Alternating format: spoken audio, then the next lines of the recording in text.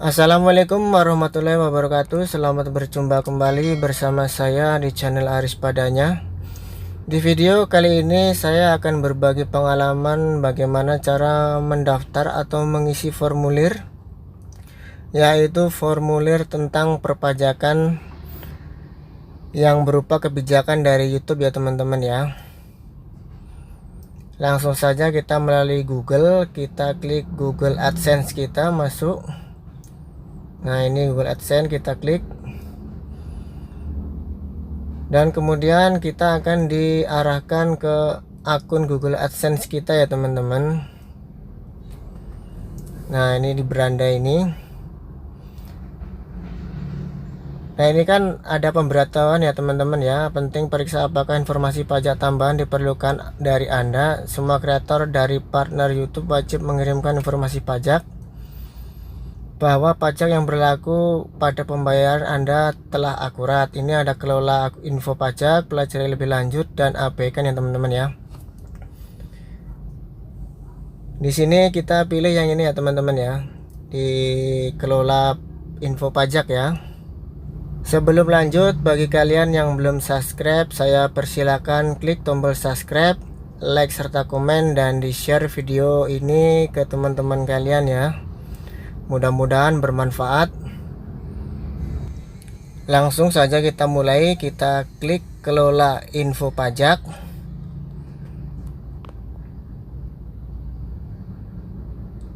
Nah, lagi loading ya teman-teman ya. Nah, halamannya akan menjadi seperti ini ya teman-teman ya. Kelola info pajak. Nah, seperti ini. Untuk menerima pembayaran dari Google, pastikan Anda memberikan informasi pajak. Proses ini memerlukan beberapa menit. Kita klik yang ini, tambahkan info pajak ya teman-teman ya. Nah, setelah itu kita akan diberikan arahan untuk masuk ke akun email kita ya teman-teman ya. Kita isi akun email kita serta sandinya. Setelah selesai, kemudian klik berikutnya dan akan diberikan halaman seperti ini ya teman-teman ya. Info pajak Amerika.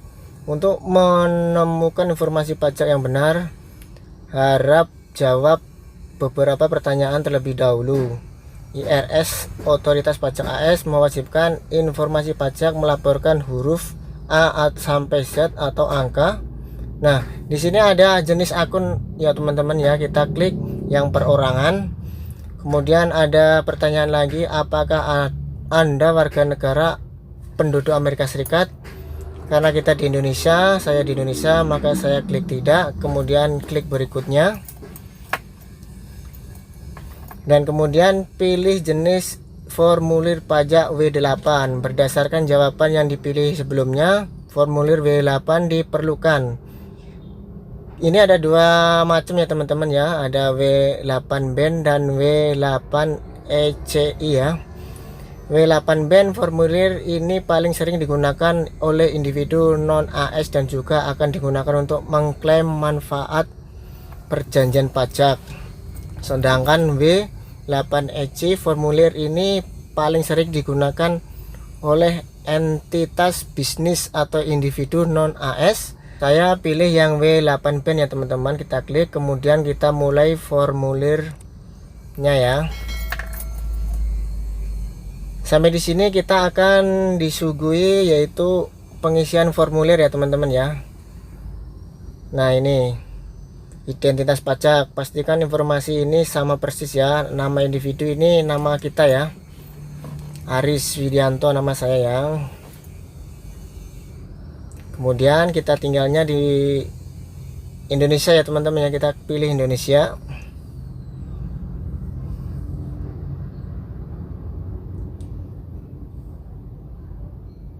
Ya, ini Indonesia. Kemudian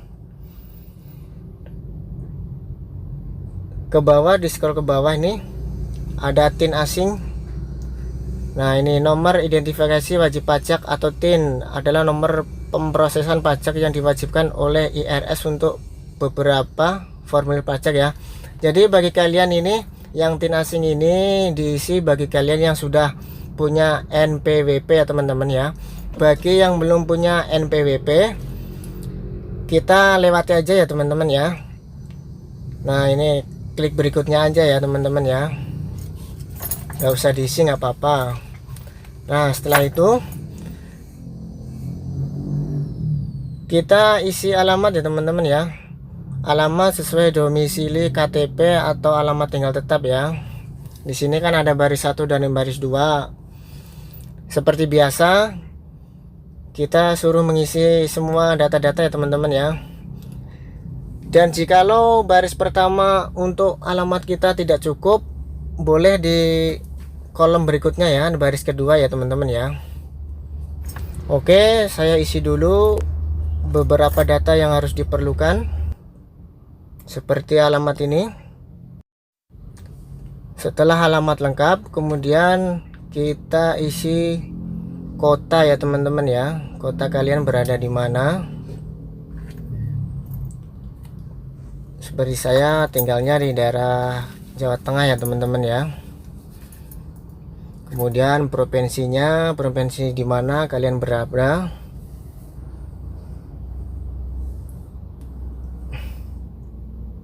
Dan jangan lupa kode posnya ya teman-teman ya. Setiap kode pos itu selalu berbeda-beda setiap daerah ya teman-teman ya. Kalian harus benar-benar hafal dan benar-benar jangan salah ya. Kemudian kalau udah selesai, alamat surat sama dengan alamat tempat tinggal ya, kita klik aja ya. Nah kita klik, kita cek dulu ya kalau sudah benar-benar lengkap semuanya. Nah kita klik alamat ini ya, kemudian klik berikutnya. Tahap ketiga yaitu perjanjian pajak. Apakah Anda mengklaim tarif pemotongan atau pemungutan pajak yang lebih rendah berdasarkan perjanjian pajak? Ini ada dua macam pilihan ya teman-teman, ada iya, ada tidak, dan ada iya ya. Kalau bagian tidak ini, undang-undang pajak dapat mengenakan pajak potong pungut sebesar 30% atas pembayaran yang dianggap sebagai pendapatan yang bersumber di AS. Dan pajak ini dapat dikurangi atau dihapus untuk penerimaan pembayaran yang memenuhi syarat berdasarkan perjanjian pajak yang relevan. Dan ini ada kolom kedua yaitu iya, yaitu penduduk negara yang mengklaim perjanjian Amerika. Jadi saya pilih bagian yang atas ya teman-teman ya, bagian yang tidak ya. Setelah itu kemudian kita klik berikutnya ya teman-teman ya. Masih loading ya teman-teman ya. Oke, bagi kalian jangan di skip ya teman-teman ya, biar kalian tahu caranya dari awal sampai akhir. Nah ini pratinjau dokumen ya teman-teman ya. Kalau sudah dicek semuanya sudah beres, kemudian centang saya menyetujui ini ya teman-teman ya.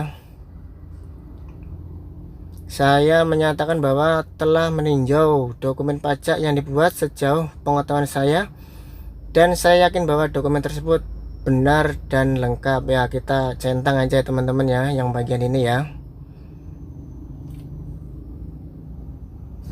Kemudian setelah kita centang, kita klik berikutnya ya.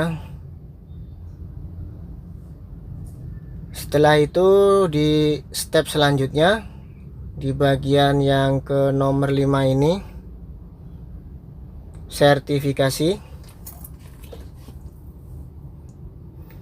Nah ini sertifikasi nih, bagian yang kelima ini. Alangkah baiknya kita baca dulu ya teman-teman ya, ini persyaratan-persyaratannya. Dengan menyadari ancaman hukum atas kesaksian palsu, saya menyatakan bahwa saya telah memeriksa informasi dalam formulir ini, dan informasi yang diberikan benar dan lengkap sepanjang pengetahuan dan keyakinan saya.